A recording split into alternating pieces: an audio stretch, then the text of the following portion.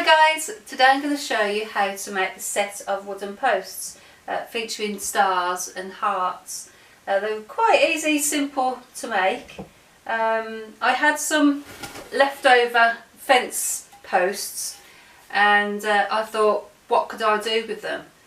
So I chopped one into 12 inches, 10 inches and 8 inches, and I created these.